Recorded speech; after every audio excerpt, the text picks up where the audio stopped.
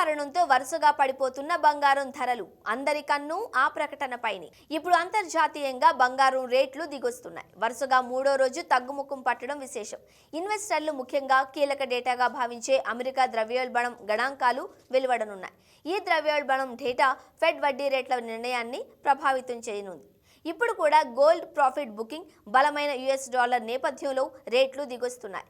America ద్రవ్యోల్బణం డేటాపై US Fed chairman Jerome Powell ఎలాంటి కామెంట్స్ చేస్తారా అని అంతా ఎదురు చూస్తున్నారు. ఫెడ్ చైర్మన్ ప్రకటనతో స్టాక్ మార్కెట్లు, బంగారం ధరలు ప్రభావితం అవుతాయన్న సంగతి తెలిసిందే.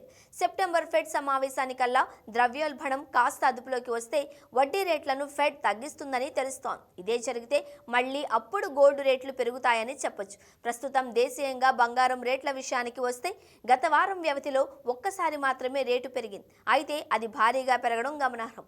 గత 3 రోజుల్లో రేటు తగ్గింది. ప్రస్తుతం హైదరాబాద్లో 22 క్యారెట్ల బంగారం రేటు ₹400 తగ్గి తులానికి 66,750 వద్ద ఉంది. 24 క్యారెట్ల బంగారం ధర ₹430 పడిపోయి 10 గ్రాములు ₹72,820 పలుకుతోంది.